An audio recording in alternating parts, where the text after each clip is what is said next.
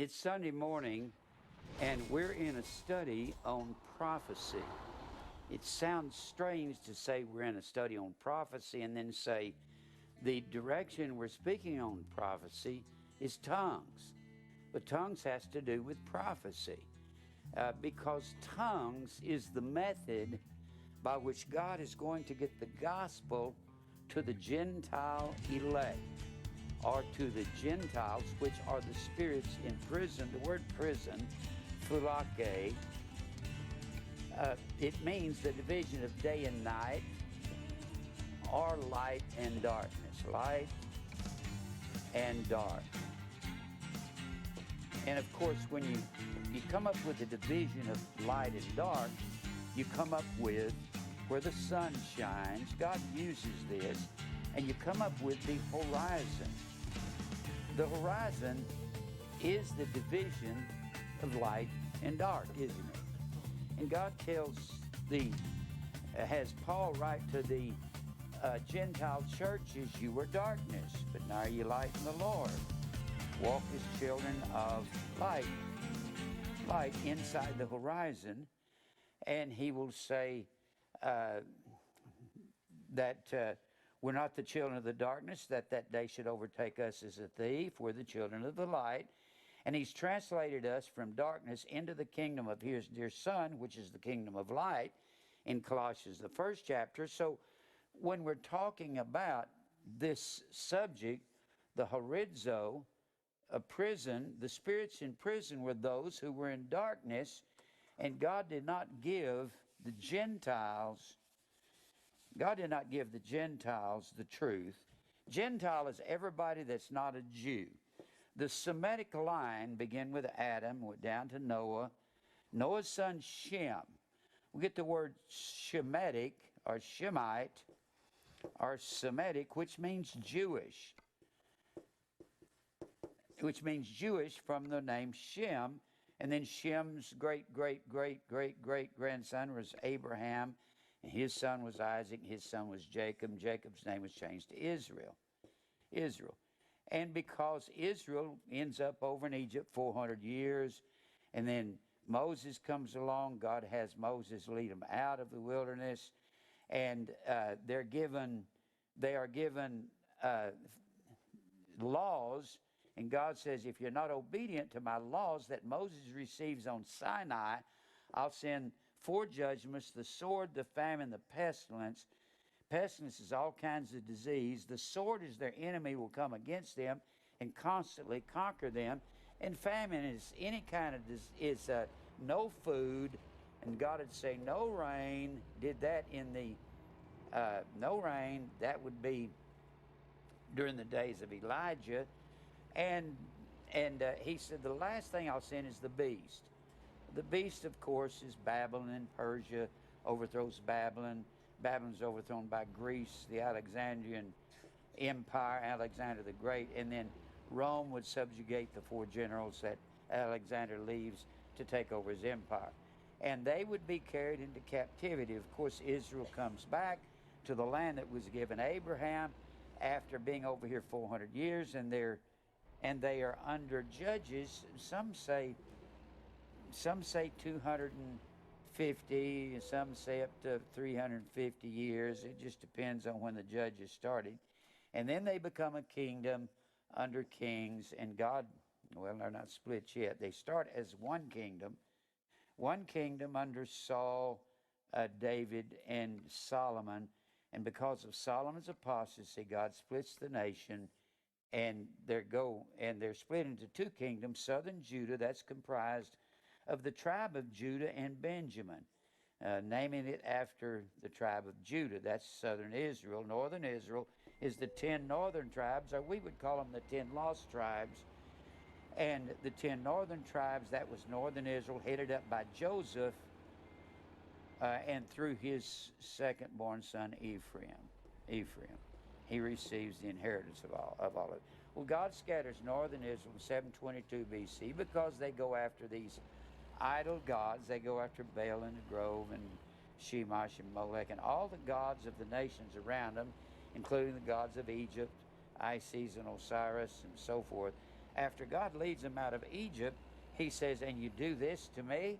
So he scatters northern Israel, he scatters southern Judah, and when they're in southern Judah or southern Israel is scattered, they're scattered by Babylon, then Babylon is overthrown by Persia, Persia is overthrown by Greece under Alexander the Great, and Alexander the Great gives all the world its languages. It gives all the world its dialects, and they had an international language of Greek, and they had a different dialect of the Greek all over the world, in every city that ruled to a state line or a city-state, and these dialects would differ as much as two foreign languages, and just because you could speak one dialect of the Greek didn't mean you could understand the other.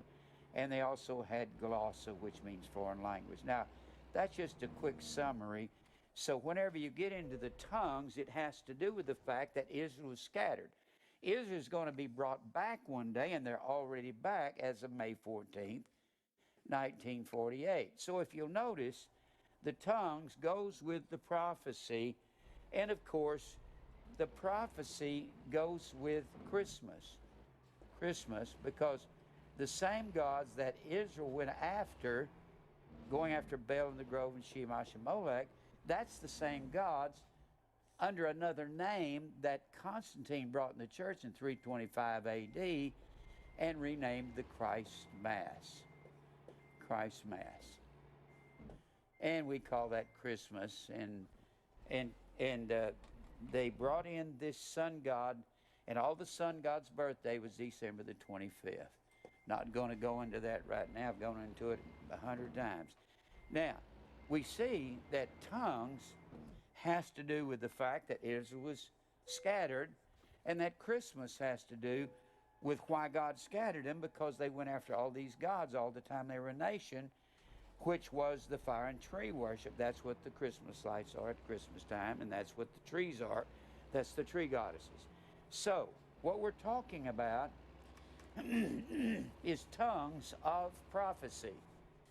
It is dialects and glossa. Now, I've covered some territory, and you'll forgive me if some of you that have been here, if I review some things, because there's people seeing this for the first time, and they're not going to have any idea what's going on. Now, when I teach on something, I reset every week what I'm talking about, because if people heard this for the first time, they're not going to be able to understand it.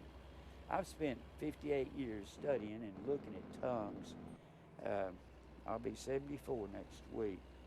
And the reason I preach on tongues so much is because I traveled in all those Pentecostal churches. Even the Baptists won't say they don't believe in tongues.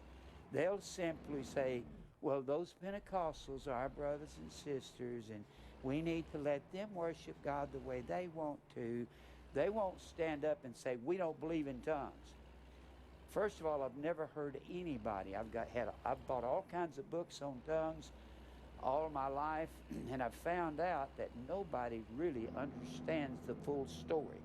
Don't just call me and say, I know that tongues are foreign languages. I've had people say that. I say, but you need to know the whole story.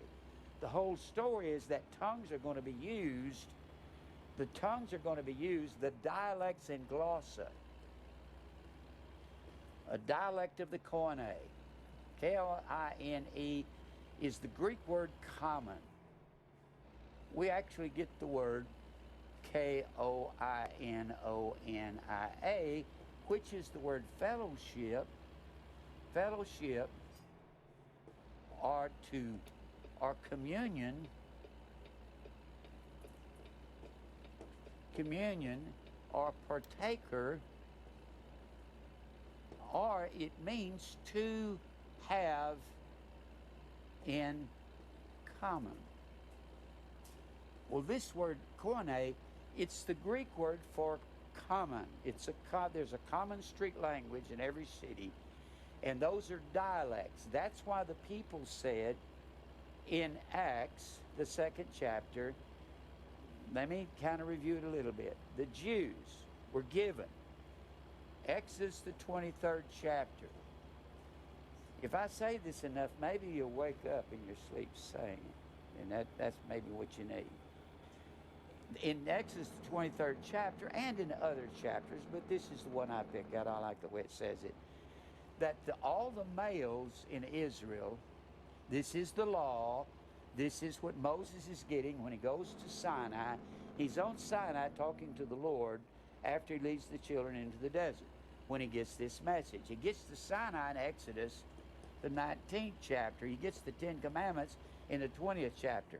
He's getting other laws when he's on Sinai, and all the males had to come back to Jerusalem every major festival, particularly three festivals. They had to come back to Passover, Pentecost, and the Feast of Ingathering. That's another name for the Feast of Tabernacles. Tabernacles are the Feast of Huts. Feast of Huts.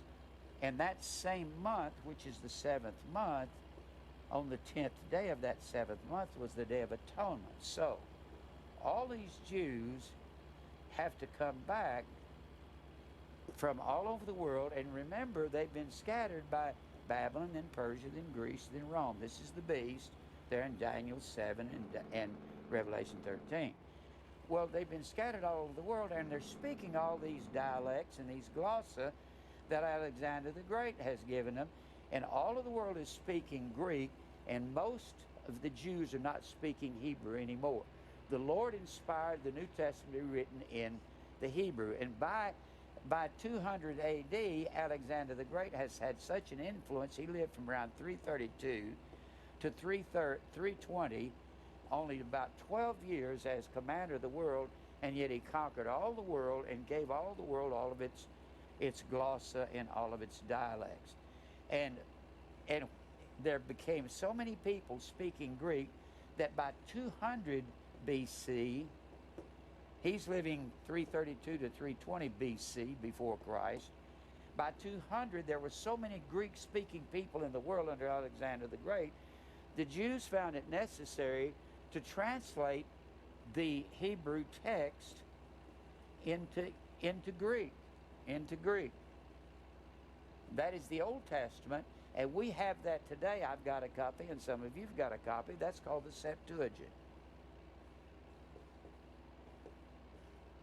The Septuagint, and this Septuagint, when you see LXX, that's 70 Roman numerals.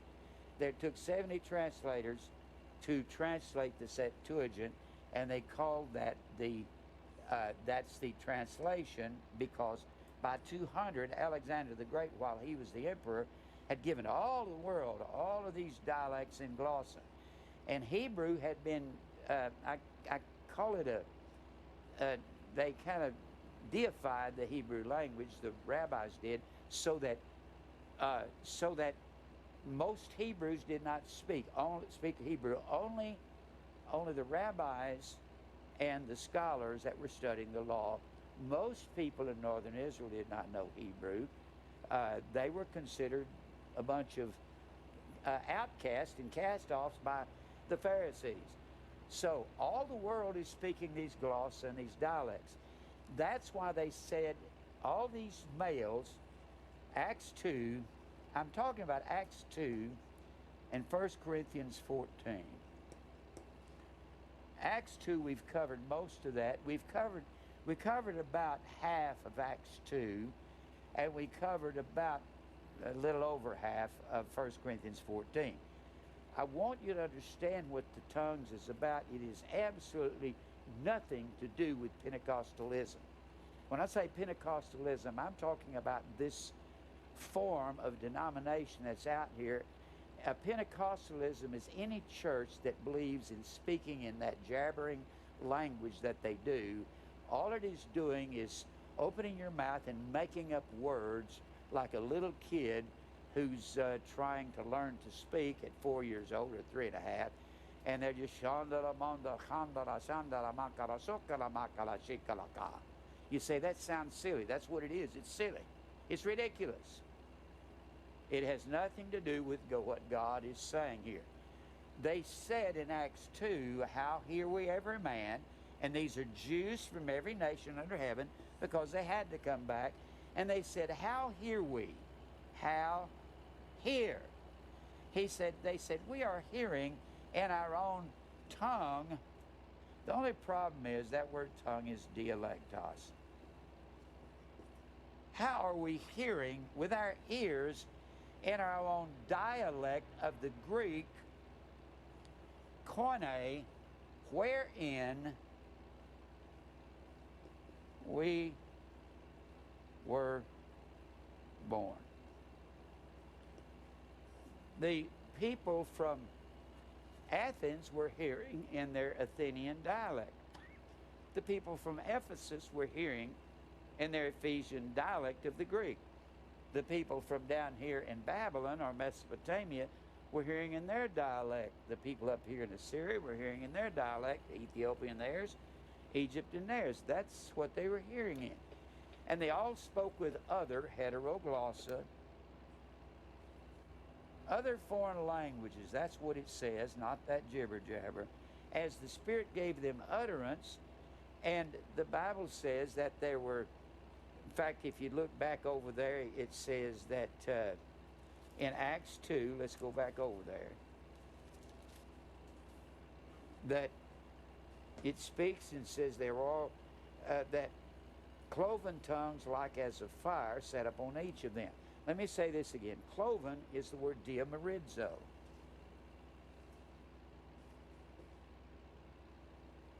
Diamarizo means petitioned off. It would only be cloven in the sense, it's not this, like they draw a picture of a flame and it's over that man's head. That's not what it's talking about. It's talking about petitioned off tongues. The Ethiopian here, the Athenian here, the Egyptian here is hearing in his dialect. Now, I don't know exactly how God had those men do it. He'd had them speak in heteroglossus. So whenever we get on down further into the chapter, Peter is speaking in other foreign languages. I don't know what languages he was speaking in, but they were hearing in their dialect. Now, why was the necessity? The necessity of the tongues, the reason they had to have them. This is an absolute necessity because all these Jews coming from all over the world to Israel, they had been scattered for 500 years by the time you get to the Pentecost of Acts 2. All these Jews, as they're coming over here, they didn't understand each other when they got there to Pentecost. And when they get there, they're all understanding a different language. When they get there, they're petitioning these tongues off, and Paul is speaking, and they're hearing in their dialect in the nation where they were born. This has nothing to do, like I say, with that Pentecostalism. And then he says, and they're petitioned off these languages. The reason for this is because Jesus called 12 disciples to follow him, or 12 apostles. Only Judas was from southern Judah. He hangs himself. Jesus comes to the 11 and says, go into all the world and teach all nations. That was an astounding statement. How can 11 ignorant, more or less ignorant, northern Galilean fishermen and farmers go into a world with all these educated gloss and dialects? How are they going to do that unless God gives them a miracle of the glossa and dialectos? If God doesn't let them, God gives them this ability to go and speak the gospel to the world. That's what the tongues were for. It was to get the gospel to the all flesh, or to the Gentiles, as opposed to the one flesh of this Semitic race, started with Adam, goes down through Noah, Shem, down to Abraham, Isaac, Jacob. Jacob becomes Israel. His name is changed to Israel. This is the one flesh. This is all the same seed. The seed of Adam, let me put it this way, the sperm of Adam was in Jacob. My great-great-great-great-great-great-grandfather, whoever he was, and I don't even know who he was, his sperm is in me. His seed is in me. So this was the one flesh, and God says in Acts 2, I have blinded the eyes of the Jews. I'm going to call my people by another name, Gentile elect church, spiritual Israel. Gentile elect church, spiritual Israel. That's what I'm going to call. And that's the all flesh, or the all men, or the whosoever. Whosoever, people naturally think whosoever, that they think that will goes with that. Therefore, that means free will. Whosoever will may come is not in the Bible anywhere. It's absolutely not there. Now, let me give you something on this word whosoever. This is talking about, anytime you find whosoever, that was first mentioned over in Joel, when Joel said, and it shall come to pass that whosoever shall call upon the name of the Lord shall be delivered. The Gentiles were forbidden from having the truth over here in the Old Testament. Once in a while, God would call a Gentile, like Rahab the harlot, Rahab, or like Ruth the Moabite, or like Ittai, the one of David's commanders, and he was a Philistine, or he would call Nebuchadnezzar, and Nebuchadnezzar we'll see in heaven, because Nebuchadnezzar uttered those words. He said, all the inhabitants of the earth are reputed as nothing. He doeth according to his will in the armies of heaven and among the inhabitants of the earth, and none can stay his hand or arrest his hand and stop him from doing what he's doing. God says, I do exactly what I want to do. I save who I will, and I damn who I want to. That's what he says.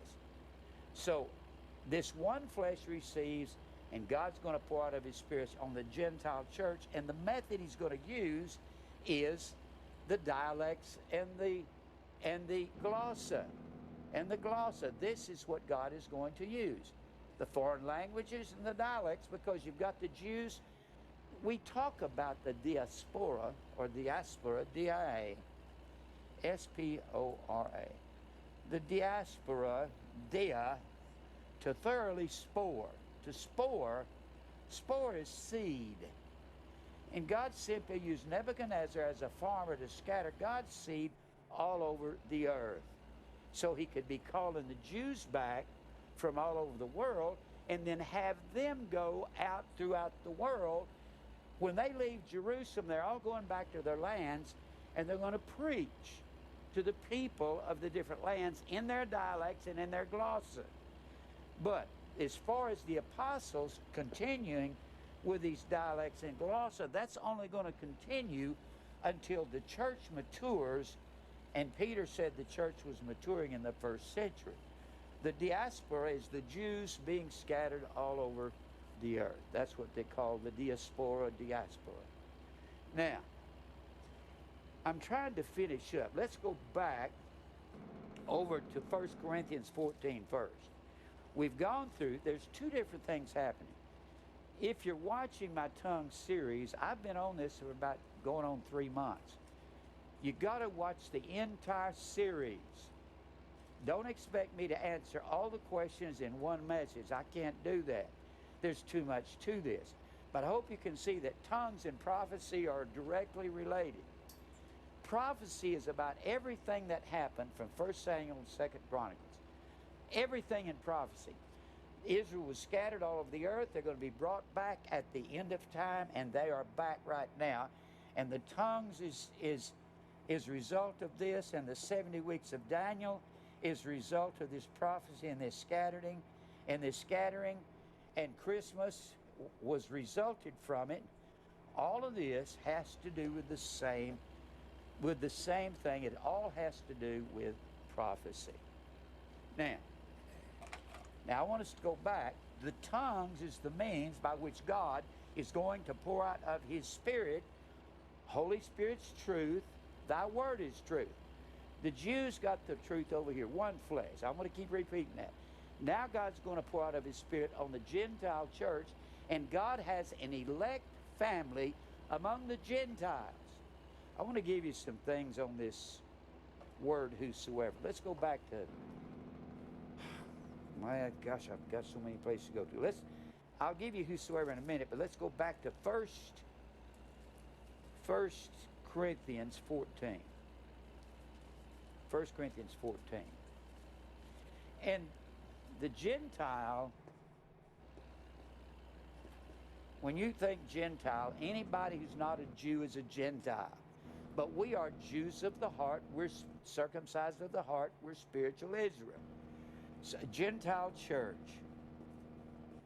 The Gentile church is God's spiritual Israel. And the means that God's going to get the gospel to them, which is God's Spirit and the Holy Spirit's truth, and He's going to reach out to the Gentile church, or all flesh, red, yellow, white, black, and brown flesh. All flesh. Now, let's go back over here to the 14th chapter.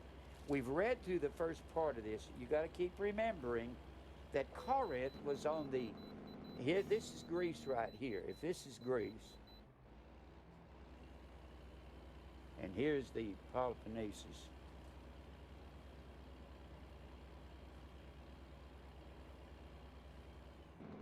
This is Greece. This is the Peloponnesus down here. That's like a big hand down there. And Corinth is right here on, there's a land bridge that connects Upper Greece with Lower Greece. Upper Greece up here, this is the Aegean Sea. Here is Turkey, what we call Turkey. And they call that Asia Minor. Asia Minor. And the 7 churches of Asia right in here that John wrote to. Patmos is right out here off the coast of Turkey, Patmos. That's where John wrote the book of Revelation. He was on the island of Patmos, and he sent these letters to these people here, and then they sent them out to all the world because they're inspired.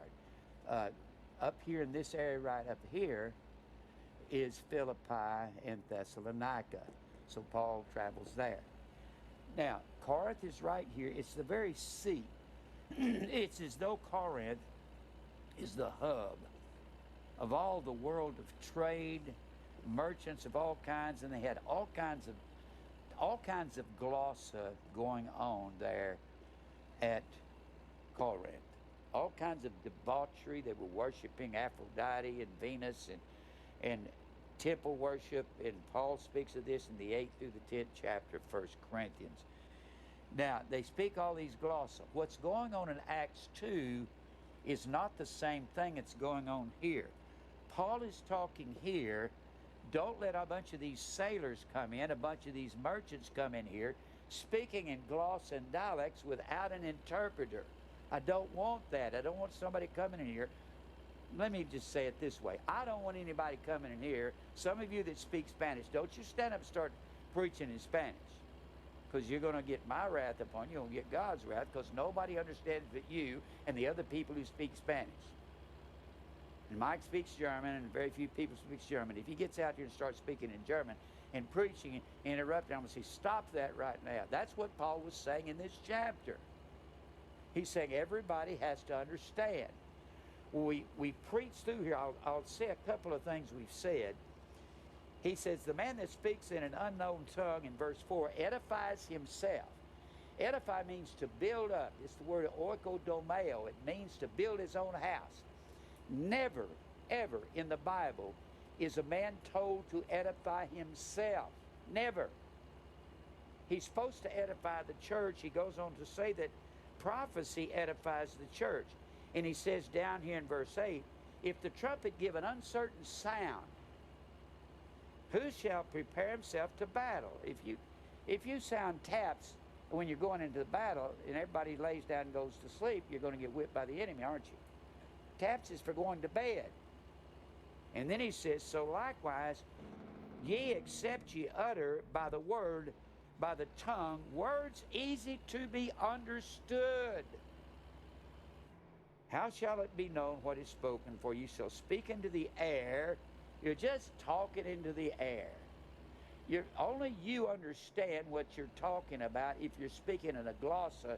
If you go into the church at Corinth and you're speaking some language that the French, modern day French, evolved from, all you're doing is talking to Franks, and that's all, and nobody else understands you. He says, don't do that. There may be so many kinds of voices. The word voice is phone, P-H-O-N-E. It's our word phone. When we say answer the phone, we mean answer the voice. In the world, and none of them is without signification. Therefore, I know not the meaning of the voice. I shall be to him that speaketh a barbarian. Doesn't sound like he's talking about speaking in some language or nobody understands it. He that speaketh to me shall be a barbarian. And he says, even so ye, for as much as ye are zealous of spiritual gifts, seek that ye may excel to the edifying of the church. Now, when you see that, look back what you just read up in verse, he that speaketh in a tongue, in verse 2, he edifies himself. He doesn't edify God. He's edifying, building up himself. So it says that in verse 4, he that speaketh in an unknown tongue edifies himself. And he says down here in verse 12, edify the church, not yourself. That is the condemnation, not a commendation. He's condemning people who lift themselves up simply because they can speak other languages. Don't do that when you're preaching. Then he goes on to say, wherefore let him that speaketh in an unknown, if you notice unknown is, it's in italics, that always means it's not in the text, that he may interpret. For if I pray in an unknown tongue, my spirit prayeth, but my understanding is unfruitful. He's not talking about I'm praying in a tongue that's unknown to the person speaking. If I pray in a tongue, in a glossa, that nobody there but me knows, the things that I understand are not bearing fruit in the church. That's what he's saying. What is it then? I will pray with the Spirit, with the truth. And I will pray with understanding also. People don't understand me when I pray. I will sing with the Spirit, and I will sing with the understanding also. Else, when thou shalt bless with the Spirit, how shall he that occupieth the room of the unlearned say, Amen? If a man is not knowing what's going on, he says, I don't want this foolishness. In fact, God is condemning the Pentecostals right here, isn't he? At the giving of thanks, seeing he understandeth not what he says. For thou verily givest thanks well, but the other is not edified. I thank my God, I speak with glossa more than you all, because I am an educated man, and I have the gifts of an apostle, which was to be able to speak in a glossa that I had not learned. So we could go to all the world. The apostles went into the world. All the gifts that the apostles had, according to 2 Corinthians 12 and 12, the gifts of an apostle was to prove who they were to the world. The miracles were to prove who Jesus was. It wasn't for the sake of the person being healed. And it wasn't because they had faith that they were healed. I thank my God I spake with glossa more than y'all. Yet in the church I'd rather speak 5 words with my understanding, with what I can understand, than that by my voice I might teach others also, than 10,000 words in a tongue, a glossa that nobody understands. Brethren, be not children understanding, howbeit in malice or in hatred towards one another, be children, forgive easily, quickly. But understanding, be men. In the law it is written, with men of other glossa. Anytime it says in the law it is written, You have to go back to the Old Testament to find out where it's written. So what God is doing, He is connecting Isaiah 28 with 1 Corinthians 14. What he says in Isaiah the 28th chapter is the same thing as the glossa in 1 Corinthians the 14th chapter. He says, with men of other tongues and other lips will I speak unto this people, Israel, and for all that they will not hear me. I spoke to Israel with foreign languages, but he's not talking about he had somebody come and talk to him. The foreign language he said I spoke to him with was when the Assyrians came into Israel and they started whipping them with their whips, and they started saying this Assyrian language. The Assyrian language sounded like stuttering of the Hebrew language, since the Assyrian language was a dialect of Hebrew. But because you understood Hebrew didn't mean you could understand the Assyrians.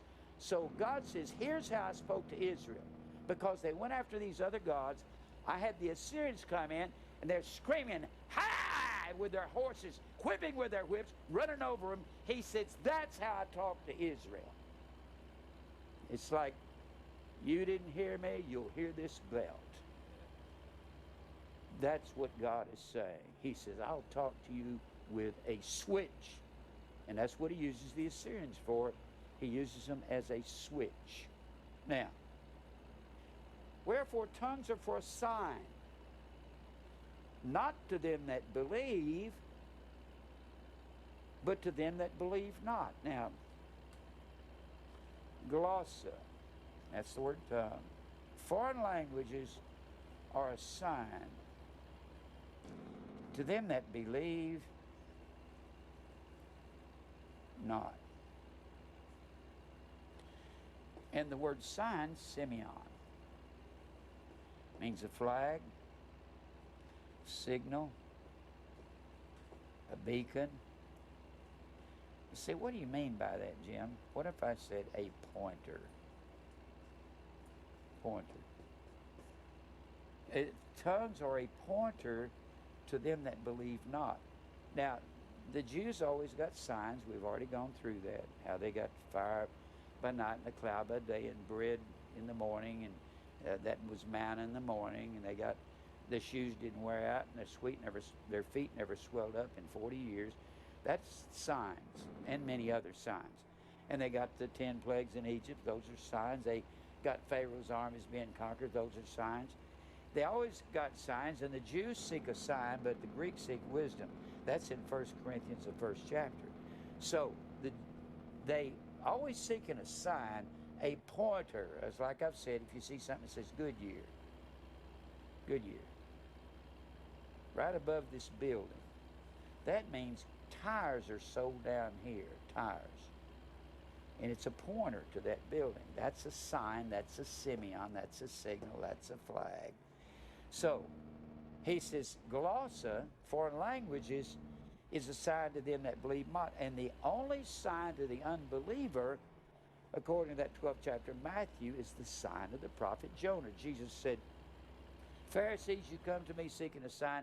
From now on you get no sign but the sign of the prophet Jonah. That is that he was in the belly of the fish 3 days and 3 nights, and then resurrection. That's the sign to the unbeliever. He said that again in Matthew the 16th chapter.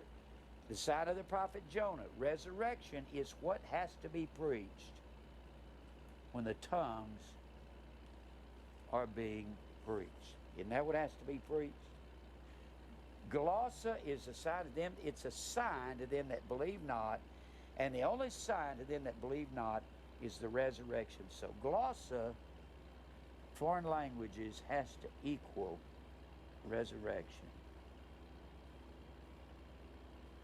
And I said at the beginning of the message that tongues,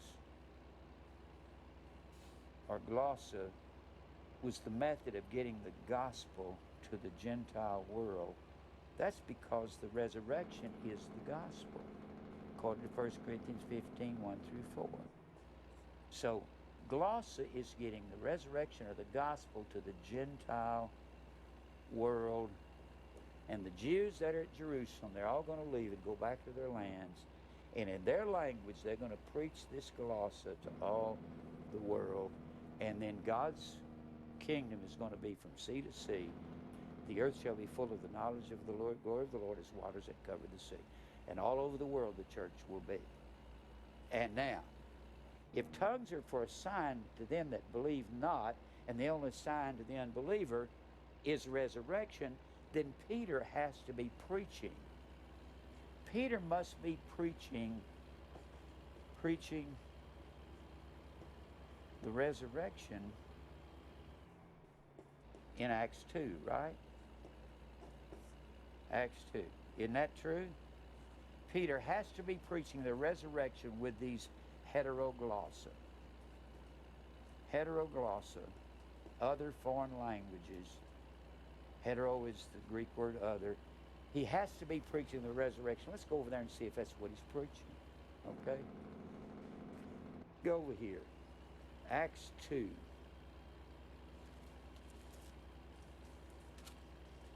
The tongues was the absolute necessity since Alexander the Great, since Israel had been scattered, and not hardly anybody was speaking Hebrew anymore, and everyone in the world was speaking a dialect of the Koine Greek. There was an absolute necessity for the tongues to be used to get the gospel of the resurrection, which is the only sign of the unbeliever, and tongues were for a sign. I'm going to keep saying that. Tongues were for a sign, and the only sign is resurrection. So tongues has to be preaching the resurrection anytime it's used. Now we preached down, they said, how hear we every man in our own dialect wherein we were born, in verse 8. These are Jews from every nation under heaven, in verse 5. There were Parthian Jews, Mede Jews, Elamite Jews, dwellers in Mesopotamia Jews, Judean Jews, Cappadocian Jews, Pontus Jews, Asian Jews, Phrygian, Pamphylian, Libyan Jews, Cyrene Jews, strangers of Rome, Jews and proselytes. Strangers were proselytes. And then he says Jews and proselytes. Cretan Jews, Arabian Jews, and so forth. And we heard them speak in glossa the wonderful works of God. Magnificence. God's magnificence is the resurrection. Why the resurrection? Jesus came with all these signs over here in the Old Testament. He was the I am of the Old Testament, but when you get to the New, he says, since you never believed all these signs over here, I'm going to perform the greatest sign that has ever come along. I'm going to have one of you kill me, and I'm going to stand up on my feet. Then if you don't believe that, you have no sign. That's the only sign. I'm going to stand up after you kill me. Only a living God can do that. Now, that's what he did it for. Now, let's keep reading. In verse 14, Peter, standing up with the 11, said, Ye men of Judea, all ye that dwell at Jerusalem, be this known unto you, hearken to my words. These are not drunken, as you said in verse 13. These are not drunken, as you suppose, seeing it is but 9 o'clock in the morning, third hour of the day. 6 o'clock was the first hour, 6 to 7, 7 to 8 was the second hour, 8 to 9 was the third hour. And this is that. This that's going on here is that, which was spoken of by the prophet Joel. It's going on right here, therefore, we're in the last days. And it shall come to pass in the last days, perhaps the last 2,000 years, the days of the Lord is 1,000 years, 1,000 years, one day. Saith God, I will pour out of my spirit upon all flesh, as opposed to the one flesh of the Jews. And your sons and your daughters shall prophesy, and your young men shall see visions, and your old men shall dream dreams. We've gone through that. God never gave the sons and the daughters the ability to prophesy. He'd pick out an old Jew or an old Arab, or like Elijah or somebody. God just picked out his, but usually it was an older man, not young people. And he says, not only that, but your servants will be able to prophesy. How do they do that? Prophesy doesn't mean I got a word of prophecy for you. Prophesy, prophetess, a prophetia, means to speak the word of God. That's what it means. Now we've got the Bible in every language of the world. We don't need the gloss and the dialects. We certainly don't need it here in America. We got all these English Bibles and we all speak English. Now, he says, it shall come to pass in the last days, I'll pour out of my spirit on all flesh. Your sons and daughters will be prophesied. And your young man shall have insight. The word vision means insight. It doesn't mean, I've had a vision. It's not what it means. It means insight. You'll be able to perceive things. But God didn't move upon young men that way. And old men shall dream dreams. That means to have the understanding of a young man and be able to do a work for God.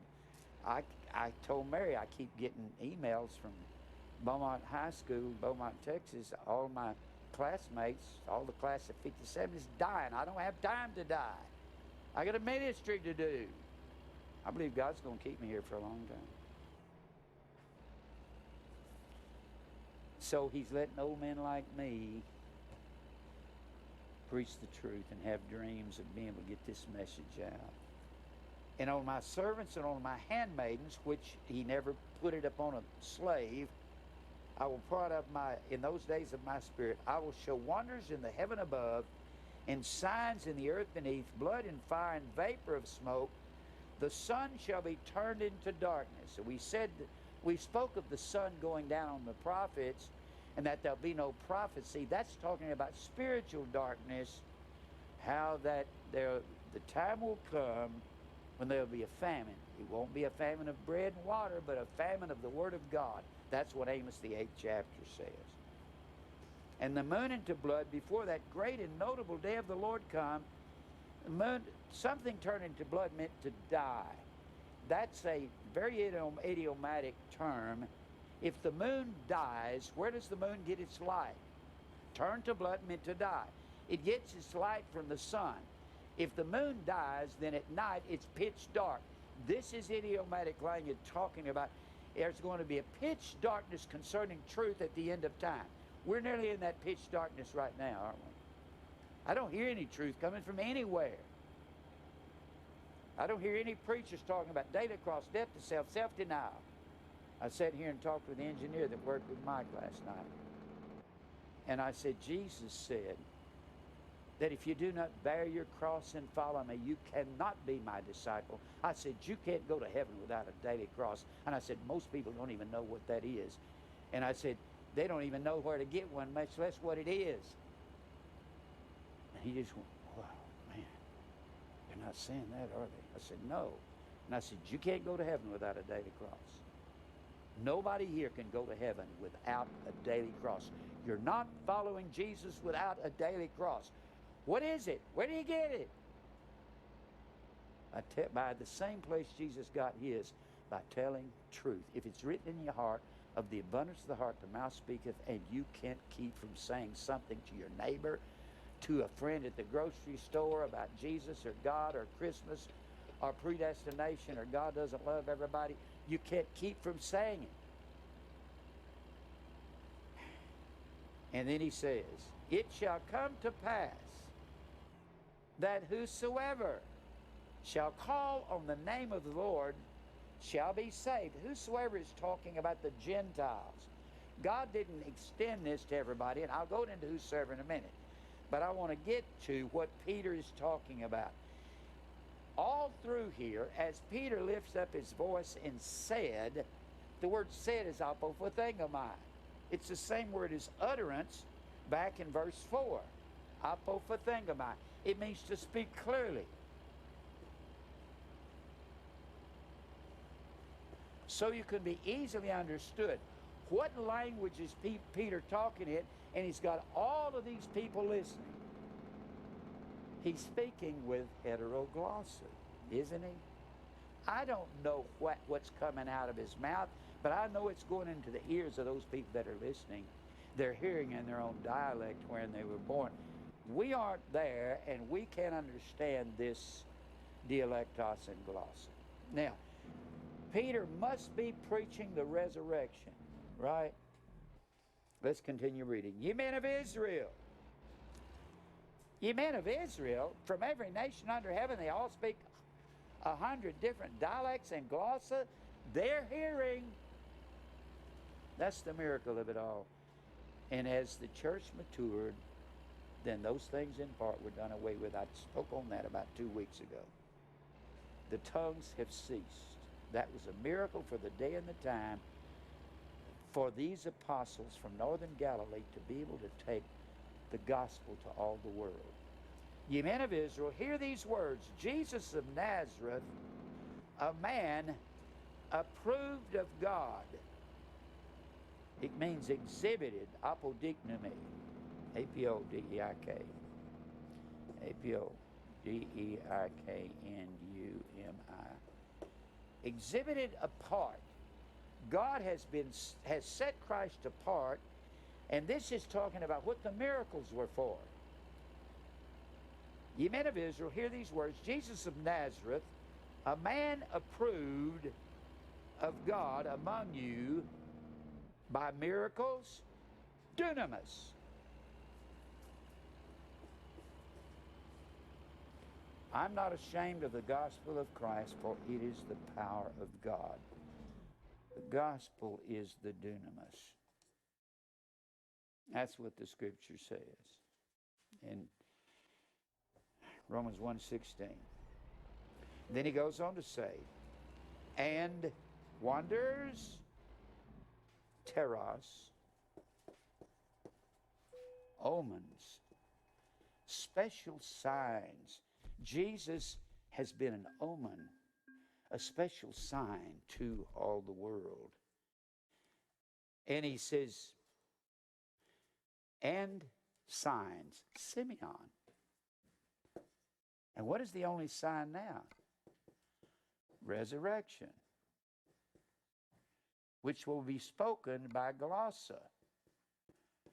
Tongues are for a sign. And the only sign then, believer, is the sign of Jonah, resurrection there in Matthew 12. Then he says, so we've got Peter somewhere who's got to start talking about the resurrection, doesn't he?